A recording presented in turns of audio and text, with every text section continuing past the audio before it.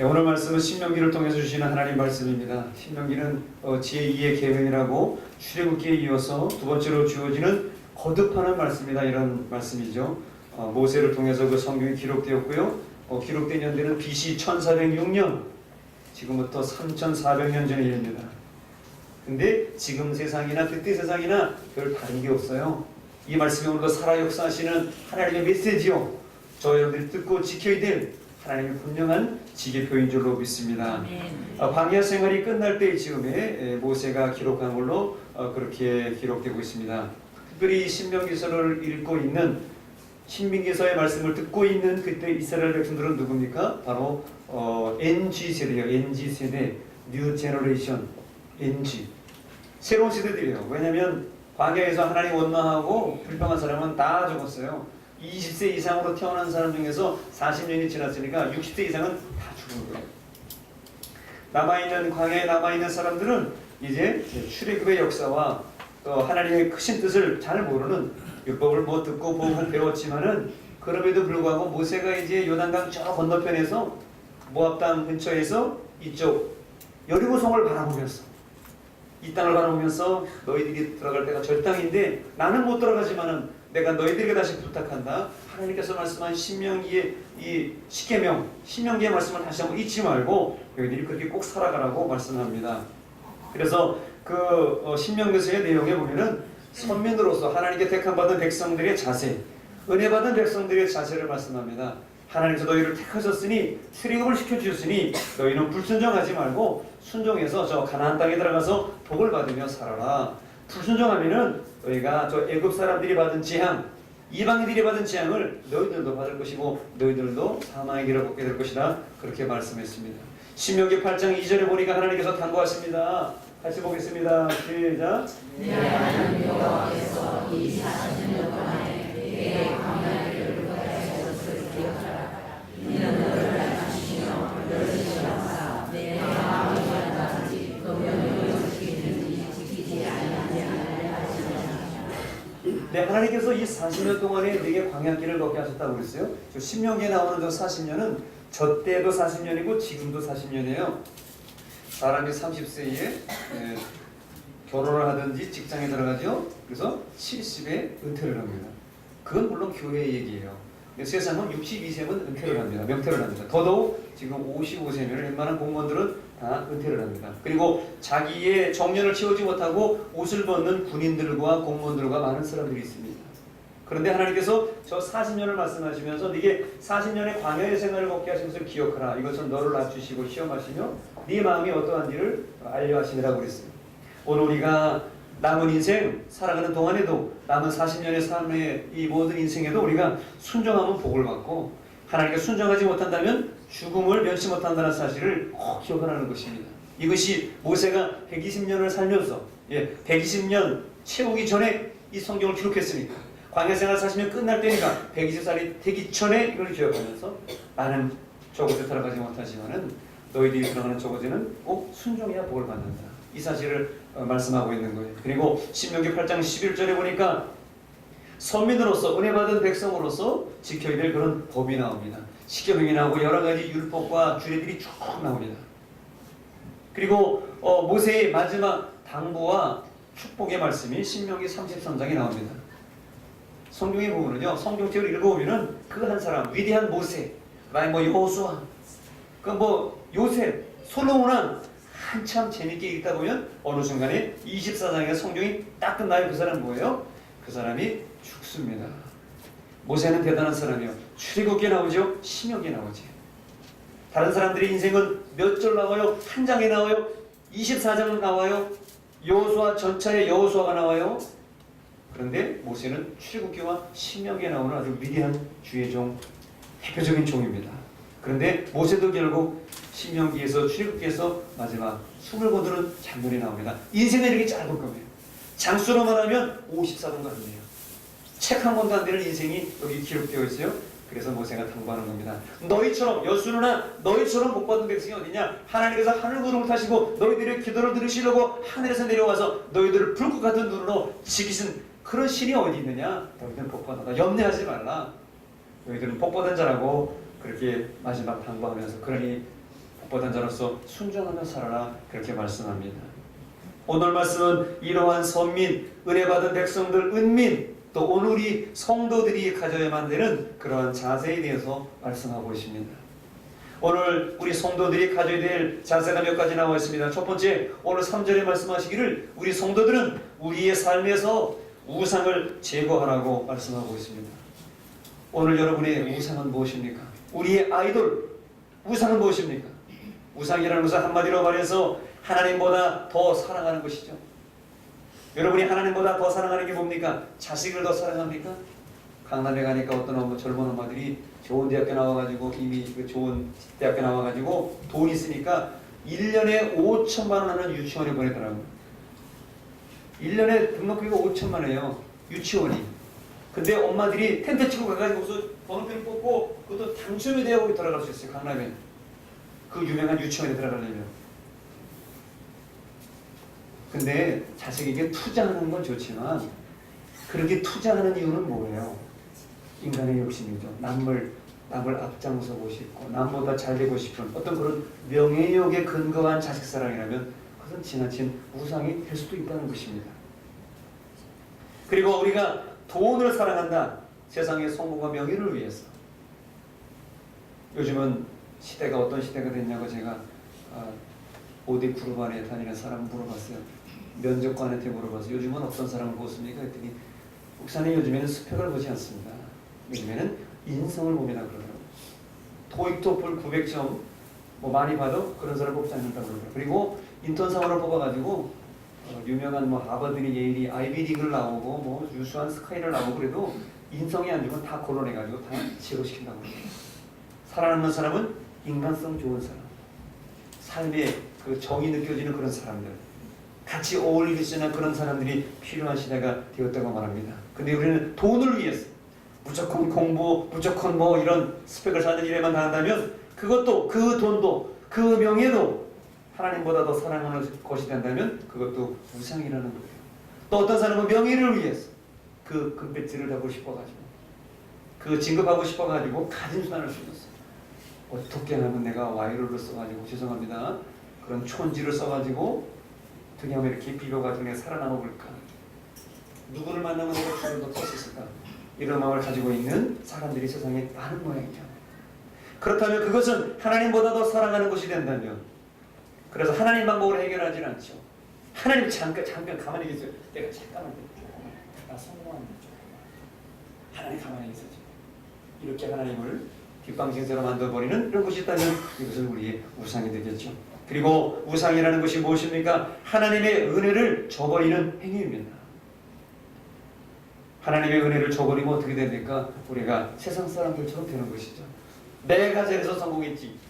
어떻게 하나님이 도와주시냐고. 내가 건강해서, 내가 운동해서 건강하지 하나님이 내가 건강 지켜주나? 운동하시는 분들이 있습니까? 내가 운동해서 건강한데 운동하다가 죽은 사람도 많아요.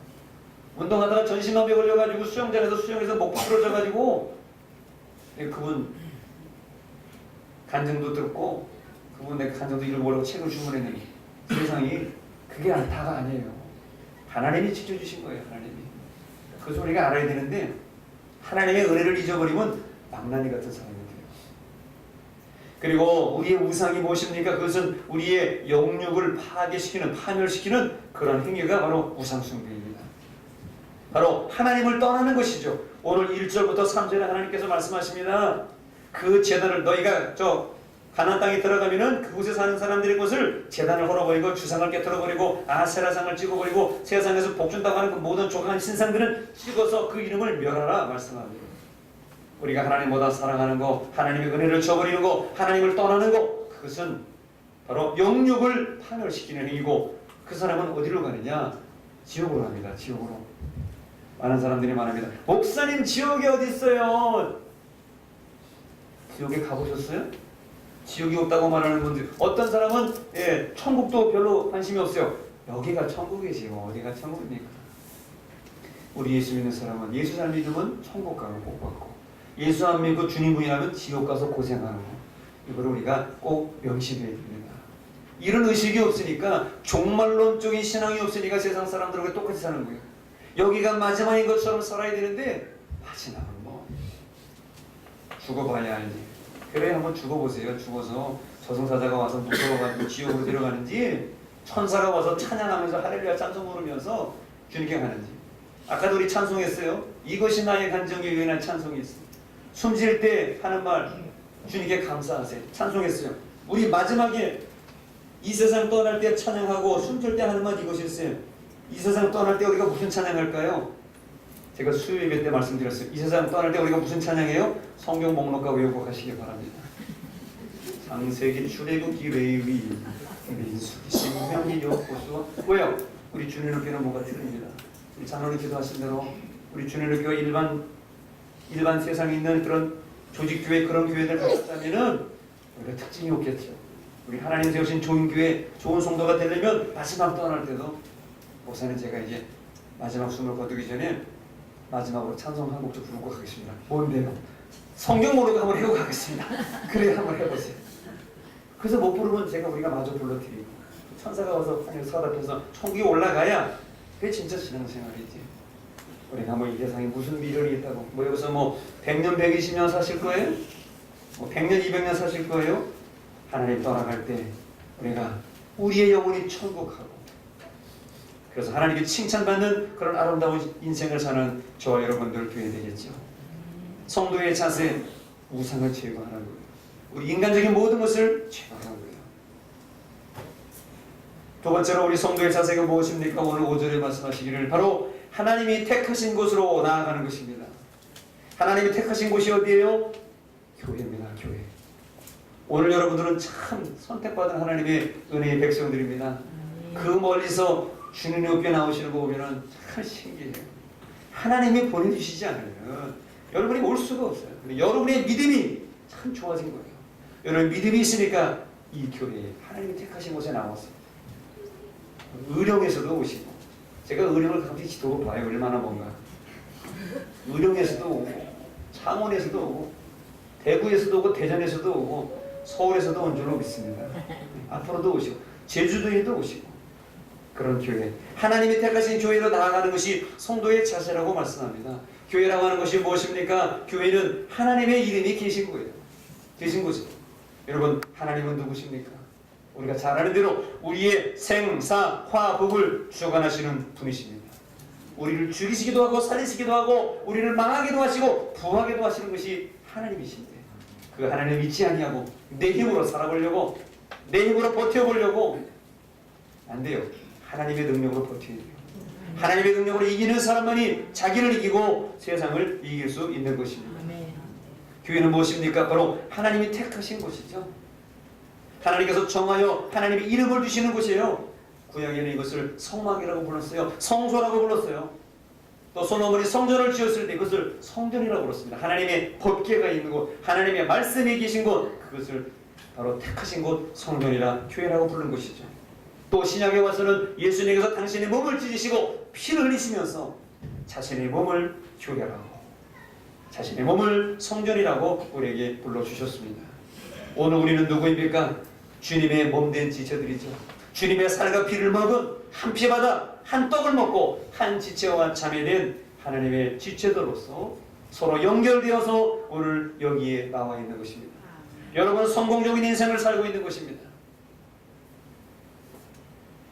오늘 우리 주위에는 우리의 신앙생활을 못하게 만들려고 마귀들이 벌떼처럼 달라붙어가지고 구름대처럼 달라붙어가지고 우리를 시험하려고 하는 이 못된 것들이 우리 주위에 얼마나 많은지 몰라요. 그러나 여러분 시험들을 이기고 교회로 나왔다는 거 참 잘하신 거예요. 이 세상에서 가장 성공적인 일이 뭐냐? 주님의 교회에 나온 일인 줄로 믿습니다. 그리고 우리 성도의 자세가 무엇입니까? 오늘 6절에 말씀하시기를 교회에 나와서 하나님께 예배드리면서 하나님께 예물을 드리는 것이라고 성경이 말씀하고 있습니다. 하나님께서 원하시는 것이 무엇입니까? 하나님 앞에 나와 우리가 하는 것이 무엇입니까? 그것은 먼저는 하나님께 예배를 드리는 것입니다. 하나님은 예배 받으시기를 원하세요. 예배라는 것은 하나님을 경외하고 하나님을 섬기는 것이죠.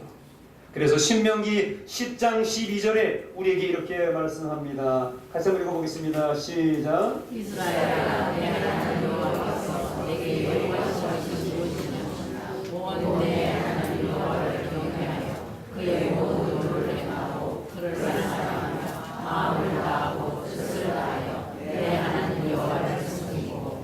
예배하는 단어를 저렇게 많이 표현해놨습니다.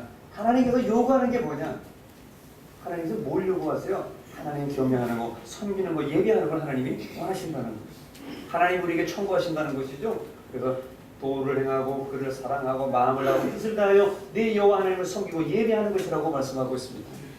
그리고 우리가 하나님께서 원하시는 건 뭐냐? 바로 하나님께 예물을 드리는 것입니다. 즉 우리가 신명기 16장 16절에 말씀하신 하나님께서 너희가 하나님을 배울 때에 하나님께 빈손으로 나오지 말라고 말씀하셨습니다. 우리가 하나님을 예배할 때에 우리의 예물을 가지고 하나님께 나아가 감사하며 드리는 것이죠. 그렇다면 우리가 하나님께 누가 예물을 드릴 수가 있겠습니까? 그 사람은 바로 감사한 사람이 하나님께 예물을 드릴 수가 있는 것입니다. 오늘 여러분은 감사한 게 무엇입니까? 감사하고 생각해보면 참 많죠. 사실 다 감사뿐이에요. 오늘까지 올 수 있고 오늘까지 살아오는 거, 그 세상뿐과 환난 즐거워 오한 즐거워 다 겪고 오늘까지 살아온 것만 해도 하나님의 은혜가 너무나 무궁무진해요. 그런데 우리의 이 감사를 못하게 만드는 마귀가 우리를 시험에 빠뜨립니다. 그래서 불평하게 만들죠. 부모님이 나에게 해준 게 뭐냐? 내가 이 집안에 태어나서 잘된 게 뭐냐? 내가 당신 같은 사람 만나가지고 내가 잘된 게 뭐냐? 엄마가 괜히 이 남자랑 결혼해가지고 내가 인생 망쳤어? 뭐 우리 장인어른이 나한테 이런 사람하고 결혼하더니 우리 딸 가져오더니 걔네 가져왔어? 망했어. 이런 사람들 뭐예요? 불평, 불만. 아직도 감사할 거리를 찾지 못하고 그런 거 있다면 이게 사탄이 주는 거예요. 사탄이 주는 거예요. 여러분의 마음이 나빠서가 아니에요. 사탄이 벌써 찾아왔어. 여러분을 시험에 빠뜨리려고 지금 여러분의 지금 한 사람도 모자라더니 7사람씩 달라붙어가지고 원망 불평하려고 지금 조금만 틈새기가 나고 조금만 보인다면 그냥 거기서 불평하고 시작해서 그냥 시험에 빠뜨려요. 신명기 32장 10절에 하나님께서 우리에게 불평하는 자들에게 이렇게 말씀하십니다. 같이 읽습니다. 시작. 여호와께서 그를 황무지에서 짐승이 부르짖던 광야에서 만나시고 구원하시며 보호하시며 자기의 눈보다 같이 지키셨다. 네 가지의 단어가 나오네요. 황무지에서 짐승이 부르짖는 광야에서 어떻게요? 만나시고 호의하시고 보호하시고 눈동자같이 지키셨다고 말씀합니다. 여러분, 하나님이 그렇게 지켜주시고 오늘까지 불꽃 같은 너를 지켜주셨는데 우리는 감사하지 못하고 원망 불평하는 것이 이것이 성도의 바른 자세가 아니라는 것입니다. 그리고 우리 성도의 자세가 무엇인가 오늘 7절에 말씀하시기를 우리가 하나님 앞에서 먹고 즐거워하는 것이 성도의 바른 자세라고 말씀합니다. 왜요? 우리가 하나님 앞에서 왜 먹고 즐거워할 수 있습니까? 바로 하나님이 복 주셨기 때문에 그렇습니다. 하나님이 어떠한 복을 주셨습니까? 오늘 7절에 말씀하시기를 우리의 손이 수고한 대로 거기에 복을 주셨다고 말씀하셨어요. 농사 지어본 분은 알 거예요. 일해보신 분은 알 거예요. 내가 농사를 질 때 내 손으로 호비질을 하고 내 뭐 가래질을 하고 내 손으로 모두 심었어요. 내 손으로 타작을 했어요. 그래서 곡식을 들여왔어요. 그렇다고 이거 내 거 아니죠? 하나님이 복 주신 거예요. 하나님이 농사를 짓게 하셨고 직장도 사업도 마찬가지예요. 내가 그 사람 만나서 사업 잘 된 것이 내가 수단이 좋아서 잘 된 게 아니고 하나님이 그 사람을 감동시키셔가지고 서로 돕고 살게 만드셔서 나에게도 그 물질과 복을 주신 겁니다. 이것을 알아야 되는데 하나님이 땅 퍼줬나? 하나님이 피 뽑아줬나? 하나님이 전화해줬어요? 내가 전화했어? 내가 그 사람 만나서 밥 먹고 내가 그 거래처 해가지고 그 돈 내가 벌었어. 그런 사람이라면 하나님 기쁘시는 사람이 아니죠. 하나님 들으시고 얼마나 섭섭하겠어요. 그런 사람은 숨을 못 쉬게 해야 돼요. 한 1분만 못 쉬게 해야 돼요. 어떻게 될까요? 살려달라고 그럴 거예요 아마. 근데 우리가 이 공기를 마시고 이 태양을 맞으면서 이 수많은 비를 맞으면서 그 에너지를 받고 있건만 하나님이 나에게 해준 게 뭐냐고, 부모님이 나에게 해준 게 뭐냐 말이죠. 당신이 나에게 해준 게 뭐냐 말이죠. 그렇게 원망하고 불평한다면 그건 바른 자세가 아니죠. 우리 손으로 수고한 일에 복을 주셨어요. 그래서 신명기 2장 7절에 하나님께서 우리에게 이렇게 말씀하고 있습니다. 같이 보겠습니다. 시작. 내 하나님 여호와께서 내가 너무 보는데 내게 복을 주시고 내가 이기는 만원에 두고 하려고 내 하나님 여호와께서 이 40년 동안을 너와 함께 하셨으므로 내게 복함이 없었느니라. 네가 하는 모든 일에 복을 주시고 네가 이 큰 광야에 두루다니며 다니는 것을 알았기 때문에 하나님께서 이 40년 동안이 너와 함께 하셨다고 말씀하고 있습니다. 우리가 약관 30의 나이에 직장생활하고 결혼해서 70에 은퇴를 합니다. 교회들 70에 은퇴를 하죠. 이 40년, 광야생활 40년, 이 세상에서의 40년의 생활, 하나님께 함께 하시는 삶을 저 여러분들이 잊지 말라고, 하나님께 어떻게든 영광을 드리고 하나님의 은혜의 것을 고백하며 살아야 되는 것이 우리의 사명이에요. 그래서 그 복주심을 인해서 감사하면서 너희들이 먹고 즐거워하라고 그랬어요. 특별히 친교를 나누면서, 이 펠로우십을 나누면서, 식탁 공동체를 나누면서 먹는 친교를 나누는 것이 하나님의 복이에요. 오늘 7절 우리가 자세히 6절부터 7절 정확히 우리가 자세하게 말씀 안 드렸지만은 이 화목제물을 드리면서 하나님 앞에서 친교를 나누라고 말씀합니다. 교회에서 특별히 친교를 나누고 특별히 나누는 교제 중에 대표적인 것은 주일날 서로 식사하는 교제죠. 주일날 이렇게 주시는 저 아름다운 식당에서 나오는 저 식사는 저게 하나님의 작품이고 우리 성도들이 눈물과 헌신과 피와 희생의 땀이에요. 짠이 뭐 더웁니 뭐 뜨끈하니 안 뜨끈하니 뭐 잘했니 안 잘했니가 아니라 저것은 주님이 주신 하나님의 축복의 식탁의 교제입니다. 광야의 만나와 메추라기를 먹듯이 우리가 값지게 먹어야지 원망하거나 불평하거나 또 반찬이 맛있다고 우리도 자랑하거나 교만하거나 안 돼요. 아 내가 오늘 반찬이 맛있다는 거 알지? 대학은 끝냈잖아. 그렇게 생각하지 마세요. 맛없는 사람도 있었어요. 맛있는 사람은 있는잖아요. 그러나 어쨌든 모든 것이 주시는 대로 감사. 쌀을 주셔서 감사하고 보리를 주셔서 감사하고 콩나물을 주셔서 감사하고 카레를 주셔서 감사하고 미역국을 주셔서 감사하고 그래서 가급적 우리가 이 아름다운 주일의 교제를 나누는데 주일날 가급적 이 식사 교제에 참석하는 것은 주님의 사랑을 기억하는 아름다운 즐거움이요 먹는 즐거움이요 하나님의 복을 누리는 축복된 시간인 줄로 믿습니다. 그리고 또 다른 말씀으로 드린다면은 우리가 먹고 즐거워하는 것이 무엇이냐. 이번 명절에 부모님도 뵙고 아름다운 식구들과 함께 언니 오빠 누나 동생 삼촌 이모 동생 조카 모든 사람들과 함께 모여서 예배하고 찬양하고 어쨌든 즐거운 시간 다 보내셨을 겁니다. 여러분 부모님이 언제 기뻐하십니까? 이렇게 특별히 명절에 모든 자녀들이 모여가지고 비록 작은 소찬이지만 함께 모여서 식사하면서 안부를 묻고 또 세배도 하고 복담도 나누는 그런 아름다운 축복을 서로 나누면서 했을 때 부모님 기뻐하시죠. 부모님 뿌듯해하시고 또 고맙고 감사하다고 그러시죠. 그리고 철든 자녀는 부모님께 세배하고 철없는 자녀는 부모님께 세배하고 돈을 받고 철 있는 자녀는 부모님께 세배하고 덕담을 해드리고 돈을 드리고 그것이 철든 자녀가 하는 일 아니에요. 그죠? 많지는 않지만 그럼에도 부모님께서 그 명절에 온 가족이 모여 식사를 나누실 때에 자녀들이 복닥복닥 그런 모습을 보면서 부모님도 아 내가 쟤네들 기를 때 고생 많이 하고 그때 좀 더 내가 뒷받침해주고 잘해줬어야 되는데 그때 참 못해준 것 같다. 그래서 미안함도 느끼게 되시고 그러면서 세상 시련도 다 잊고 아픈 것도 다 잊으면서 온 가족이 하나 되는 거 그 부모님 기뻐하시는 일이에요. 그 부모님 즐거워하는 일이에요. 우리 하나님도 더하면 더 하셨지 하나님 더 기뻐하시는 일이에요. 왜요? 우리 성도들이 모여서 저는 여러분의 형편과 처지를 사실은 다 모릅니다. 지난주간에 무슨 일을 당하고 어떤 일을 당하고 힘든 일을 당하고 아프고 모릅니다. 그러나 여러분들이 어쩌다 하나님의 전에 올라왔을 때 하나님의 예배로 올라왔을 때 하나님께서 보실 때 아, 우리 사랑하는 성도들이 멀리 저기 의령에서 저 양산에서 해운대에서 저 송정에서 그냥 어디서든지 하나님 전에 나와서 예배하면서 바쁜 거 다 일 뒤로 하고 하나님께 예배하며 눈물을 흘리며 하나님의 음성을 들으면서 하나님 제가 왔습니다. 내가 하나님의 이름 부르러 왔습니다. 하나님 좋으시죠? 하나님 제가 예배 드립니다. 내 마음으로 예배 드립니다. 그렇게 기쁘고 즐거운 예배를 드릴 때 하나님께서 얼마나 좋아하시겠어요. 그런 믿음을, 칭찬 듣는 믿음을 갖는 오늘 저와 여러분들 믿음의 성도들이 다 되시기를 바랍니다. 이런 믿음으로 사는 분이 있어서 오늘 여러분에게 또 그 한 분을 소개해 드리고자 합니다.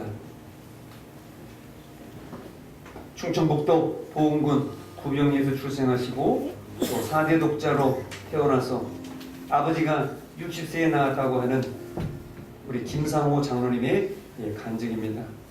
공동묘지에서 기도하다가 세례를 받고 또 병자들도 고쳐주고 최근에는 인생의 신앙의 간증, 깡통을 차고 빌어먹어도 지옥만은 가지 말라고 하는 그런 간증집을 내신 참 평범하지만 웬만한 사람보다 더 나은 신앙 간증집을 쓴 그 장로님의 간증입니다. 그분이 예수 믿고 1년 만에 6명의 자녀들이 다 죽었다고 그랬어요.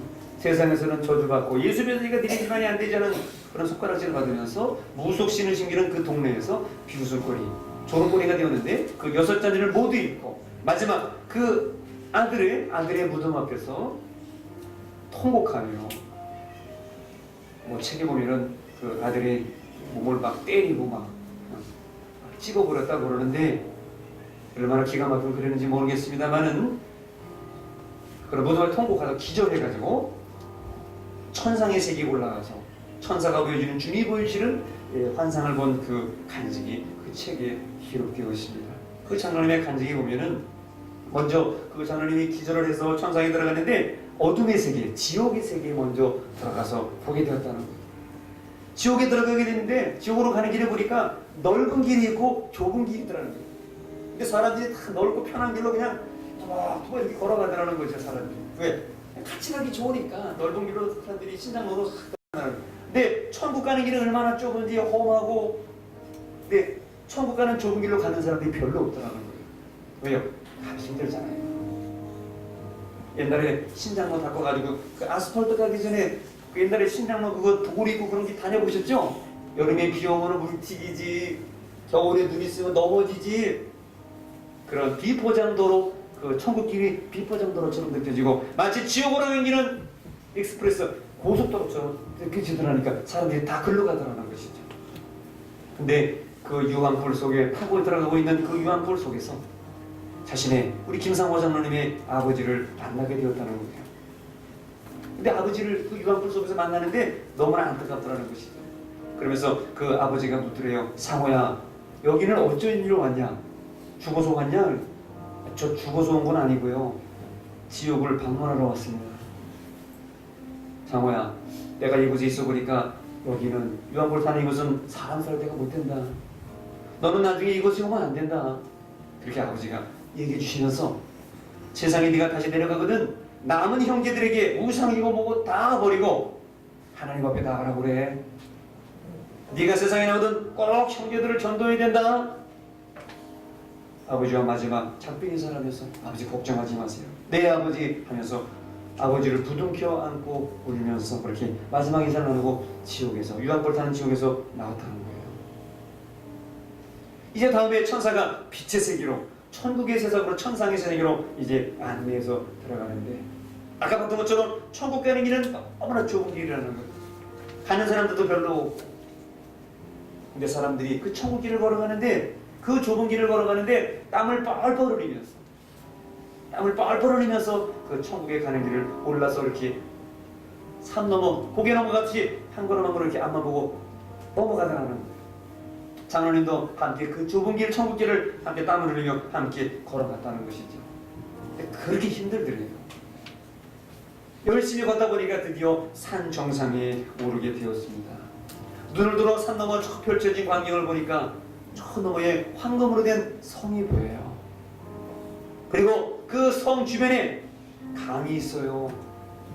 그 강이 무슨 강이에요? 우리가 잘 아는 요단강, 요단강, 생명강 요단강. 요단강 건너가 만나리, 요단강 건너가 만나리 그 찬송 불렀던. 그리고 그 성을 보니까 그 성은 예루살렘 성이요. 성에 도착해 보니까 12명의 천사들이 성을 이렇게 문을 지키고 있더라는 것이죠. 그러면서 한 천사가 말하더래요. 이보게 네 손으로 저 예루살렘 성 저 대문을 한번 열어봐 그래요. 아, 예, 알겠습니다. 그 문을 이렇게 열려고 미는데 문이 꼼짝도 않지 않아요. 예루살렘 성문이 안 열리는 거예요. 어떻게 해요? 당황한 거예요. 너무 창피한 거예요. 아, 우리 슬픈 마음이 들더래요. 아, 내가 저 예루살렘 성문도 못 여네.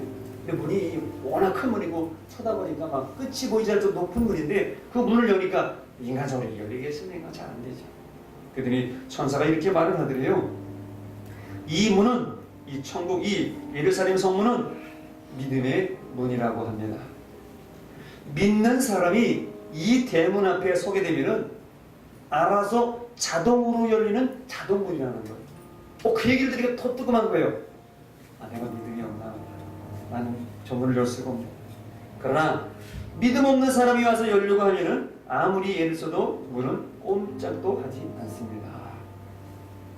그러면서 당황해하고 있는, 어떻게 할 줄 모르고 있는 우리 김상호 장로님에게 천사가 그 문을 여는, 대문을 여는 방법을 이렇게 가르쳐 주더라는 거예요. 성문을 붙잡고 이렇게 기도하라. 하나님, 나는 힘이 없어요. 나는 들어갈 힘이 없어요.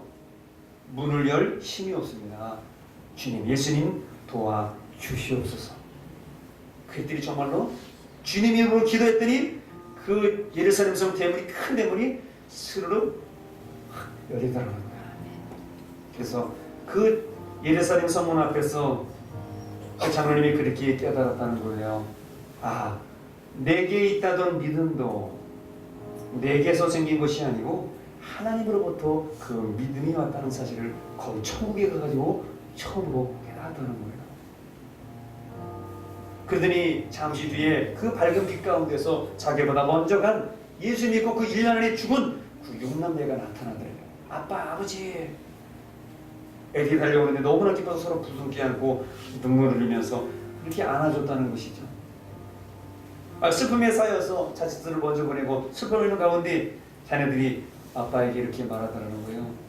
아빠, 여기는요, 하늘나라는요, 슬픔도 눈물도 고통도 없는 참 좋은 나라예요. 저희들 잘 살고 있으니까 아빠 걱정하지 마세요. 그래서 또 헤어지는 아쉬움을 가지며 또 눈물을 훔치면서 자녀들과 헤어지게 되었다는 거예요. 드디어 하늘나라의 주인이신 예수님을 만나게 되었습니다. 주님을 만난다고 생각하니까 가슴이 고가고 같아요. 너무 가슴이 설레는데 부끄러워서 고개가 저절로 숙여지더라는 것이죠. 마냥 좋을 줄 알았던 예수님 만남의 악연이 부끄럽고 고개가 숙여지더라는 거예요. 그때 누군가 뒤에서 자신의 어깨를 감싸면서 포근한 느낌을 주면서 이런 음성이 들려오더라는 것이죠. 고생 많이 했다. 아닙니다. 내가 너를 사랑하노라.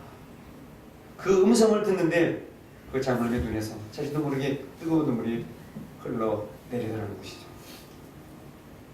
그때 주님께서 눈물을 닦아주시더라는 거예요. 그리고 이렇게 말씀하시더래요. 내가 너를 수십억의 많은 사람에게서, 사람 중에서 불러주었단다. 그리고 내가 너를 선택해 나의 자녀가 되게 하였다. 네, 주님 감사합니다. 제가 이 은혜를 무엇으로 보답해야 되겠습니까? 그래, 네가 은혜를 보답한다고 한다면은 내가 다시 세상에 내려가거든 땅끝까지 이르러 나의 증인이 되어라. 그리고 네 마을에 꼭 하나님의 성전을 지어서 많은 영혼을 구원하거라.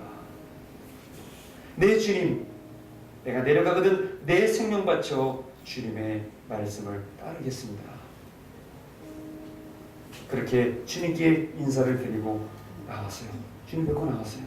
그리고 다른 모든 천국의 아름다운 광경들과 사람들을 만나고 이 세상으로 다시 천상으로 지상으로 돌아왔다는 것이죠.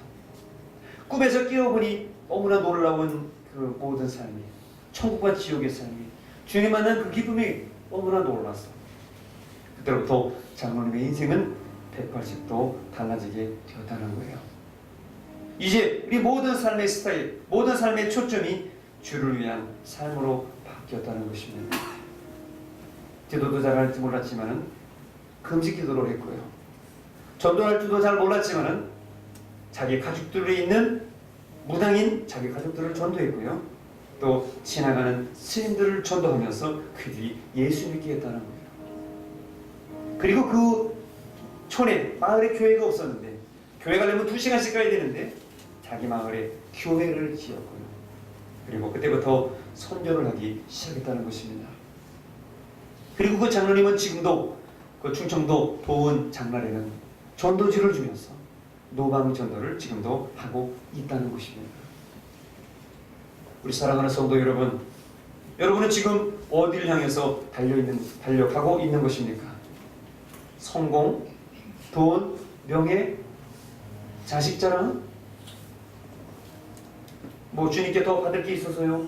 우리가 무엇을 위해서 이렇게 열심히 표대 없이 달려가는 것처럼 자신을 돌아보지 못하고 열심히 나아가고 있습니까? 우리가 주님께서 기뻐하시는 것을 저와 여러분들이 하고 있습니다. 주님이 원하시는 것을 해야 우리가 칭찬받고 우리도 천국의 상급 받지 않겠습니까? 우리 모두가 주님이 원하시는 칭찬 듣는 성도가 되기를 원합니다. 오늘 짧은아마 성도의 자세가 무엇인지를 우리 말씀을 통해서 말씀을 드렸습니다. 첫 번째, 우리 인생을 가로막고 있는 신앙을 가로막고 있는 우리의 우상을 제거해야 됩니다. 그리고 하나님 택하신 교회로 달려 나와야 됩니다. 그리고 예배드리며 하나님께 예물을 드리며 우리가 예배 드려야 됩니다. 그리고 주님 앞에 나와서 우리가 먹고 우리 모든 성도들과 함께 즐거우며 교제를 나누고 방금 전에 말씀드린 것처럼 명절에 우리 부모님들이 어떤 모습 기뻐하세요? 가진 자녀든 안 가진 자녀든 건강한 자녀든 아픈 자녀든 성공한 자녀든 성공하지 않은 자녀든 어디에 살든지 해외에 살든지 부모님에게 모여서 떡국을 먹고 예배하며 서로 덕담을 나누고 고생했다고 격려해주는 아름다운 그런 모습을 볼 때 부모님 기뻐하시는 거죠. 우리 성도들이 주님께 나와 피폐하고 상처받고 짓밟히고 눈물을 흘리는 버림받은 형편이라고 할지라도 하나님께 나와 예배하며 아버지 내가 주님 앞에 왔습니다. 다른 사람은 다 몰라줘도 주님은 제 마음 아실 줄 믿습니다. 제 형편 아실 줄 믿습니다. 오늘 제 마음을 드립니다. 내 눈물을 드립니다. 내 시간을 드립니다. 받아주시옵소서. 이런 믿음으로 살아갈 때 하나님 기뻐하실 겁니다. 그것이 이 땅에 교회를 세우신 주님의 당신의 몸과 피를 흘리신 살과 피를 흘리신 그 주님의 뜻이 아니겠습니까? 이런 하나님을 기쁘시게 하는 이런 믿음의 성도들이 저와 여러분들 남은 인생 우리 모든 주님께 우리 모든 성도들의 남은 인생에 다 되시기를 우리 주님의 이름으로 간절히 축원합니다.